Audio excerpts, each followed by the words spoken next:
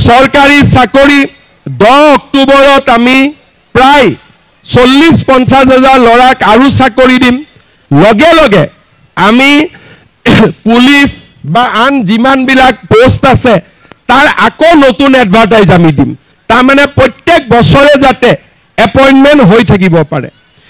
21 আগষ্টৰ পৰা নলবাৰীত আমি আৰম্ভ কৰিম আত্মসহায়ক গোটৰ বাইদেউসকলৰ লাখপতি বাইদেউ বনাবৰ কাৰণে 10,000কৈ দিয়াৰ যিটো আঁচনি, সেইটো আমি 21 আগষ্টৰ পৰা আৰম্ভ কৰিম। প্ৰত্যেক মাহত 10টা 20টা সমষ্টিত আমি দি গৈ থাকিম। আৰু ইলেকশ্যনৰ আগতে 126টা সমষ্টিতে আমি সকলোকে 10,000 টকা দি দিম। 10,000ৰ পিছত অহাবাৰ 25,000, তাৰ পিছত 50,000। তাৰমানে আমি আগুৱাই গৈ থাকিম। বহুত মানুহে কৈ আছিলে মুখ্যমন্ত্ৰী এনে কৈছে নেদে 10,000 তহঁতক ঘূৰাই লৈ ফুৰিলে। তেনেকুৱা কথা একো নাই। মোৰ মুখেদি যিটো ওলাব তাক মই কৰিমেই। আৰু মুখেদি ওলোৱাৰ আগতে 10 বাৰ ভাবি লওঁ যে কোৱাটো উচিত হ'বনে নহ'ব। সকলোৱে জানে যে অৰুণোদয় আঁচনি আমাৰ দুখীয়া মানুহক সহায় কৰা এখন ডাঙৰ আঁচনি। কিন্তু যোৱাবাৰ আমি যেতিয়া অৰুণোদয় দি আছিলোঁ, কোনোবা পুৱাই লৈছে, কোনোবাৰ ঘৰত দুজনো লৈছে, কাৰোবাৰ বেংক একাউণ্ট, কাৰোবাৰ নাম বহুত খেলি মেলি আছিলে। এইবাৰ আমি অৰুণোদয়টোক ডিচিপ্লিন কৰিছোঁ। কোনোবা চৰকাৰী কৰ্মচাৰী এজনে যদি অৰুণোদয়ত নাম দিছে, আৰ্টিফিচিয়েল ইণ্টেলিজেন্স বুলি কয়, কৃত্ৰিম বুদ্ধিমত্তাৰ জৰিয়তে গুৱাহাটীতে আমি ধৰিব পৰা হৈছোঁ। অৰ্থাৎ এইবাৰ খুব ধুনীয়াকৈ আমি অৰুণোদয় হিতাধিকাৰী নিৰ্বাচন কৰিছোঁ। 17 ছেপ্টেম্বৰত প্ৰধানমন্ত্ৰী নৰেন্দ্ৰ মোদীৰ জন্মদিনৰ দিনা আমি অৰুণোদয় আঁচনি আৰম্ভ কৰিম। বিটিআৰতো পাব।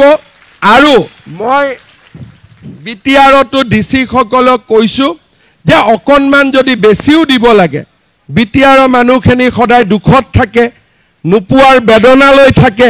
গতিকে বিটিআৰত যদি অলপ বেছিও দিব লাগে আমি দি দিম, কিন্তু আমি সুন্দৰ কৰি ৰাইজক অৰুণোদয় দিম।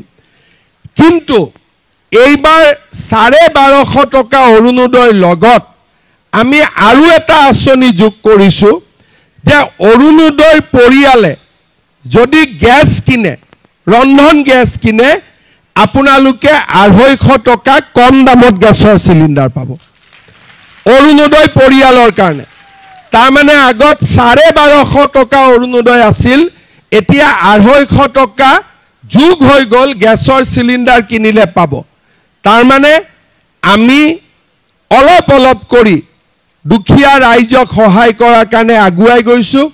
গেছ কিনিলে 550 টকাৰ গেছ 250 টকা কমত পাব।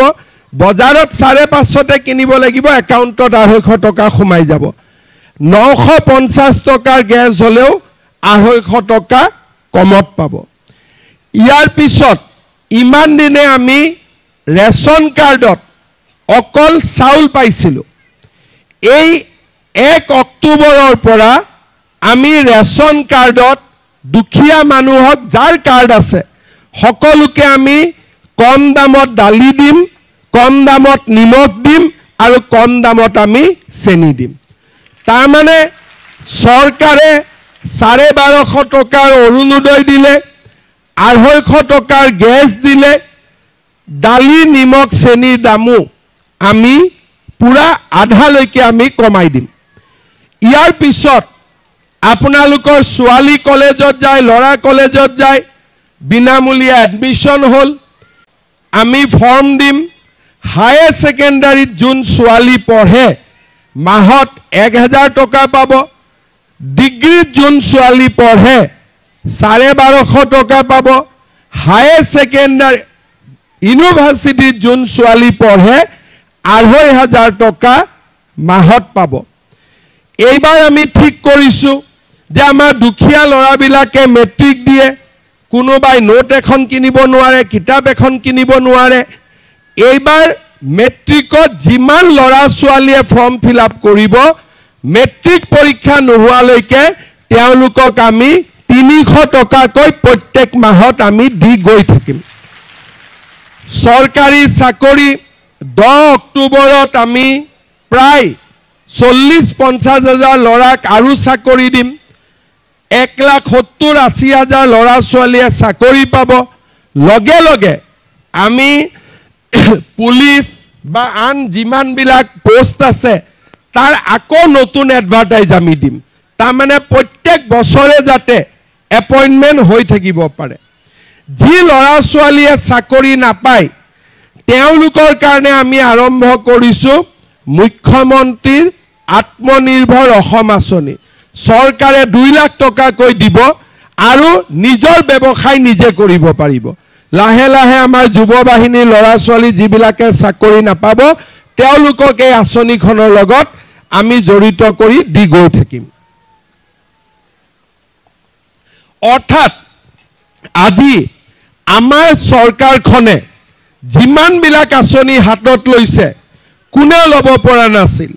21 আগষ্টৰ পৰা নলবাৰীত আমি আৰম্ভ কৰিম আত্মসহায়ক গোটৰ বাইদেউসকলৰ লাখপতি বাইদেউ বনাবৰ কাৰণে 10,000কৈ দিয়াৰ যিটো আঁচনি সেইটো আমি 21 আগষ্টৰ পৰা আৰম্ভ কৰিম। প্ৰত্যেক মাহত 10টা 20টা সমষ্টিত আমি দি গৈ থাকিম আৰু ইলেকশ্যনৰ আগতে 126টা সমষ্টিতে আমি সকলোকে 10,000 টকা দি দিম। 10,000ৰ পিছত অহাবাৰ 25,000, তাৰ পিছত 50,000। তাৰমানে আমি আগুৱাই গৈ থাকিম। বহুত মানুহে কৈ আছিলে মুখ্যমন্ত্ৰী এনেই কৈছে নেদে 10,000 তহঁতক ঘূৰাই লৈ ফুৰিলে। তেনেকুৱা কথা একো নাই। মোৰ মুখেদি যিটো ওলাব তাক মই কৰিমেই আৰু মুখেদি ওলোৱাৰ আগতে 10 বাৰ ভাবি লওঁ যে কোৱাটো উচিত হ'বনে নহ'ব। যেতিয়া মই 1 লাখ চাকৰি দিম বুলি কৈছিলোঁ কোনে বিশ্বাস কৰিছিলে? এতিয়া মানুহক 2 লাখ বুলি ক'লেও বিশ্বাস কৰিব। কিয়? আগৰ কামটো আমি কৰি দেখুৱালোঁ। কিন্তু এটা আমাৰ কাম আছে।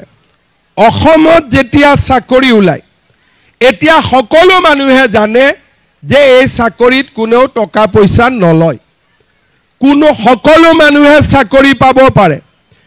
কিন্তু এই বিশ্বাসটো কোকৰাঝাৰৰ চাকৰিটো আমি আনিব লাগিব যাতে দিছপুৰত যেনেকৈ চাকৰি সকলো জাতি জনগোষ্ঠীৰ মানুহে পায়, মেৰিটত পায়। অহাবাৰৰ পৰা বিটিচিটো যিমান চাকৰি ওলাব মেৰিটত হ'ব লাগিব, সকলো জাতি জনগোষ্ঠীৰ মানুহে পাব লাগিব। মই 2টা কাম, মাটি বাৰীৰ অধিকাৰ সকলোৱে পাব লাগিব, চাকৰি বাকৰিৰ অধিকাৰ সকলোৱে পাব লাগিব আৰু চৰকাৰৰ আঁচনিৰ অধিকাৰ সকলোৱে পাব লাগিব। এতিয়া আমি জিঅ' টেগিং কৰিছোঁ, কোনো সিলেকশ্যন কৰিব নালাগে। নিয়মত যোন পৰে আকাশৰ পৰা ছেটেলাইট দি আমি ঘৰ চাম, যাৰে ঘৰ নাই, যাৰে ঘৰ কেঁচা আমি তাকেই দিম। মানুহৰ লগত কথা নাই, কোনেও সিলেক্ট কৰিব নালাগে, কাকো টকা পইচা দিব নালাগে। আমি যি কৰিম আকাশৰ পৰা কৰিম। আজিকালি আমাৰ ব্যৱস্থা সম্পূৰ্ণ সাইন্টিফিক, যাতে কোনো মানুহ বাদ পৰি নাযায়। শ্ৰদ্ধাৰ ৰাইজ, এবাৰ আমাৰ খিলঞ্জীয়া মানুহখিনিয়ে, এবাৰ আমাৰ অসমীয়াভাষী, হিন্দীভাষী, বঙালীভাষী বা গোৰ্খাভাষী আমাৰ সকলো মানুহৰ মাটি বাৰী হৈ যোৱাৰ পিছত আমি লাহে লাহে বিটিআৰখনক আগুৱাই লৈ যাবৰ কাৰণে মানুহৰ মাজত শান্তি সম্প্ৰীতি প্ৰগতিৰে আগুৱাই লৈ যাব পাৰিম।